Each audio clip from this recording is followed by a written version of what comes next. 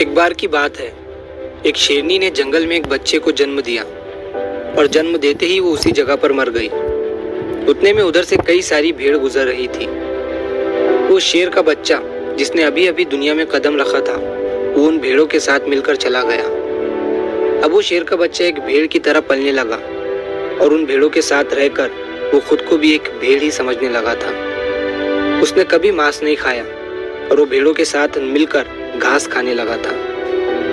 उसे कुछ आइडिया ही नहीं था कि एक शेर कैसे रहता है और कैसे अपनी जिंदगी गुजारता है, और उसे ये तक नहीं पता था कि वो एक शेर है, क्योंकि उसके चारों तरफ भेड़ ही भेड़ थी और भेड़ों के ही साथ वो पलने लगा था। उसने कभी शेर की तरह नहीं दहाड़ा। फिर समय गुजरता गया और वो शेर का बच्चा एक यंग शेर बन गया। वो भेड़ों के झुंड में अलग ही दिख रहा था, लेकिन भेड़ों के साथ रहकर भेड़ों को उसकी आदत हो गई थी। एक दिन एक बूढ़े शेर ने उन भेड़ों के झुंड पर हमला कर दिया। जब उस बूढ़े शेर ने भेड़ों के झुंड में इस यंग शेर को देखा तो वो हैरान हो गया। उसे अपनी आंखों पर विश्वास नहीं हो रहा था। उसने देखा कि एक यंग शेर भेड़ों के साथ घूम रहा है। उसने पहले कभी ऐसा नहीं देखा था। वो ये भूल गया कि वो वहां पर भेड़ों को पकड़ने आया था। उसने सोचा कि वो उस शेर से बात करेगा और पूछेगा कि ये सब क्या हो रहा है। उस बूढ़े शेर ने भेड़ों के झुंड पर फिर से हमला किया उस शेर को पकड़ने के लिए। भेड़ों ने जैसे ही उस बूढ़े शेर को देखा, वो सब अपनी जान बचाकर भागने लगे और उन भेड़ों के साथ वो शेर भी अपनी जान बचाकर भागने लगा। कुछ देर के बाद उस बूढ़े शेर ने उस यंग शेर को पकड़ लिया। बूढ़े शेर ने उस यंग शेर से कहा, अरे बेवकूफ, तू मुझे देखकर भाग क्यों रहा है? यंग शेर ने रोते हुए कहा, प्लीज मुझे छोड़ दो, मैं एक साधारण सा भेड़ हूँ, मुझे जाने दो। वो उस बूढ़े शेर को देखकर एक भेड़ की तरह कांप रहा था।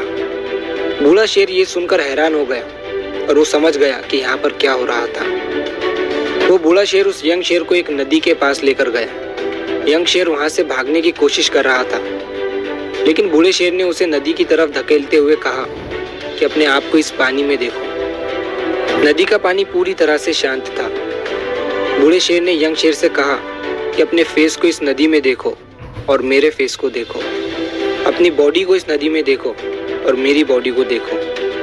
उस यंग शेर ने डरते हुए अपना फेस नदी में देखा और जैसे ही उसने अपना फेस नदी में देखा तो वो हैरान हो गया। उसने देखा कि वो एक भेड़ की तरह नहीं बल्कि एक शेर की तरह दिखता है। वो रियलिटी को समझ गया कि वो एक भेड़ नहीं बल्कि एक शेर है, और एक सेकंड के अंदर ही उसने एक शेर की तरह दहाड़ा। उसकी दहाड़ सुनकर पूरा जंगल कांप गया। उसने अपने आप को पहचान लिया, अपनी पावर्स को पहचान लिया, और तभी उसने अपने आप में एक ऐसी एनर्जी महसूस की जो उसने आज से पहले कभी नहीं की थी। फिर उसने सोचा कि एक भेड़ की तरह जीना रियलिटी नहीं थी, वो सिर्फ एक मेंटली कंसेप्ट था, और अब वो रियलिटी को जान चुका था।